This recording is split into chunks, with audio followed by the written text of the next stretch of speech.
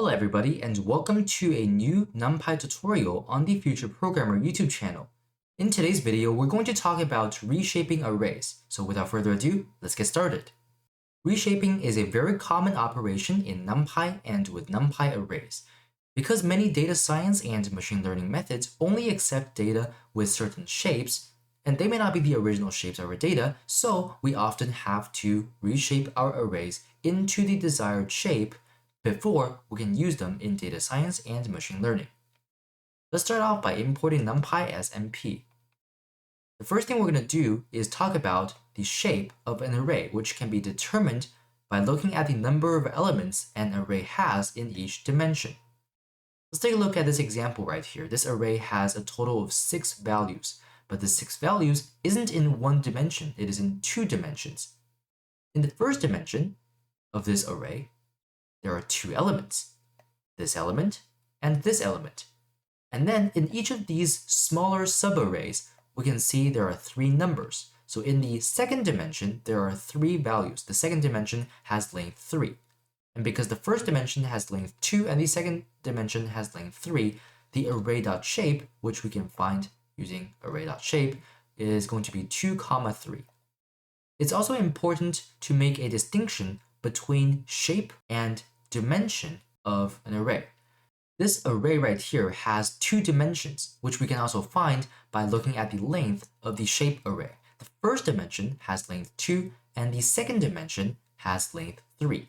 So these aren't the actual dimensions, they are just the size of the dimensions. And since there are 2 elements here, that means this array has 2 dimensions. This is a 2D array. If I were to put another set of square brackets around here, we'll actually see this changes to 3 numbers, 1, 2, 3. So this will be a 3D array. Let's change this back to the 2D array, and let's move on to talking about flattening arrays. Now, flattening an array means putting all of the elements into one dimension, and we can do this in NumPy using the ravel method. Let's take a look at our example once again. So this array has a shape of 2, 3. So what if we want to combine these 6 numbers and we want to put this into one dimension? Now what that means is this is going to be just one number. Instead of 2, 3, it will just be one number. Well, what number could it be? Well, it will just be 2 times 3, the product of 2 and 3, which is just 6. So we want to somehow manipulate this array so that the shape is just 6. How can we do that? Well, we can just call array.ravel. So we print out array, we print out array.ravel, and we can see the output of the original array. And our output array after array.ravel is going to be this one-dimensional array with the numbers of the original array, but in just one dimension. And we can see the shape if I just put .shape right here. And we can see 6 as the only number here. Notice how if I print out array after line 2, so even after I called array.ravel, array didn't change. This is the same exact array as it is right here. And that is because array.ravel returns a new array and doesn't change the original data. So this is going to return a new array. We can store this in a variable, we can print it out, we can do all sorts of things with it, but the original data doesn't change. If we want to change the original array, we can assign this to the same variable. So we can say array is equal to array.ravel, and that will do the trick. But essentially, array.ravel does not change the original data, it returns a new array. Moving on, let's talk about reshaping arrays using the reshape and resize methods. Both of these methods will give us an array with the data of the specified array in the specified shape. But the difference is array.reshape is going to return a new array, whereas array.resize will simply modify the original array and return none. Let's take a look at some examples. So we have array and then we have array.reshape and then we pass in a tuple. So this is going to be the new shape of array, or sorry, it will be the shape that we want to change array into. So if I print this out, we can see, first of all, array doesn't change, right? We have array here, and we have array here. This does not change because this simply returns a new array, which you can see right here. This has shape 3, 2. On the other hand, if we have array.resize here, we can see after I call this, array has changed. Array has changed from this to this. And this is 6, 1. So we pass in also a tuple into array.resize. If I print this out, we'll actually see a return value of none because this returns nothing whatsoever. It just simply modifies array in place and prints it out. Or sorry, it just modifies it and we can print it out afterward. And we can see it right here.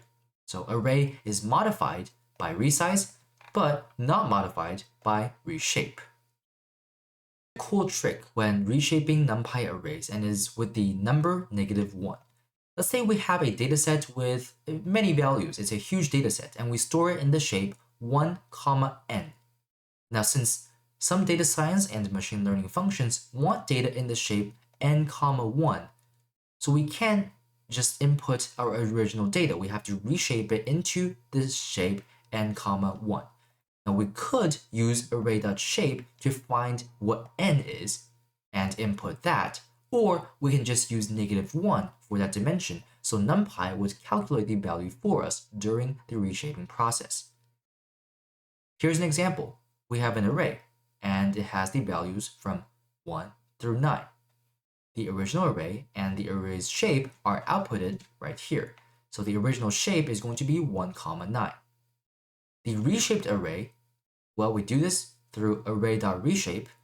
Since this is going to return a new value, we store it in a new variable, reshaped array, and we print it out and print out its shape.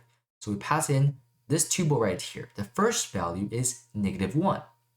Instead of 9, I pass in -1 because even though I didn't pass in 9 explicitly, NumPy calculated it and changed the shape to 9, 1.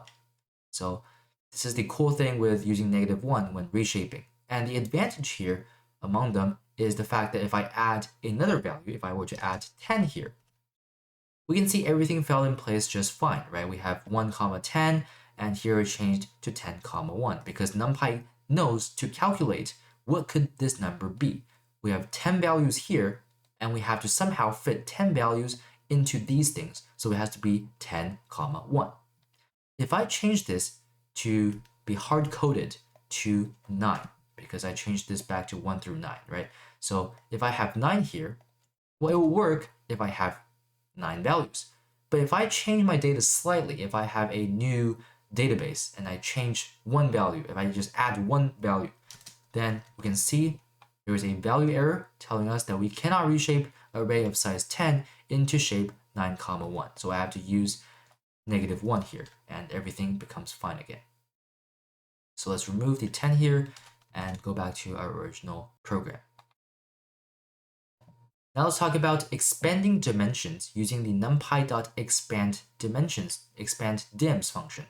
This is used to expand the shape of an array. And what that means is this function is going to return an array with its number of dimensions increased. And this is done by adding an additional dimension at the position specified by the access parameter. This is rather complicated to think about if I just talk about it like this, but essentially the syntax is numpy.expanddims, the array, which is the values, and then we have the axis. Let's take a look at an example because it will be a lot easier to think about it that way.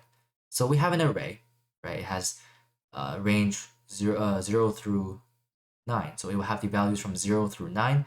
The shape will be 10. So let's take a look here. So the shape will be 10. If I want to expand our array into another dimension, I can call numpy.expanddims. I pass in array and axis is equal to a number. Here I pass in 0, and we'll see why, how that is going to change our output. But we store this return value inside of a variable called new array. We print it out, and we print out its shape. We can see, let's just take a look at the shape here. The original shape is just 10. After I called expanddims, there is a new number in the shape. It's 1 right here, and it's added to the front of this shape tuple. And that is what axis is equal to 0 is doing. It's adding 1 at the index of 0 of this tuple. this shape has a new number at index 0. And we can see it's the same exact values, it just got a new dimension. You can see by the square brackets right here. We can also do the same if I were to put axis is equal to 1.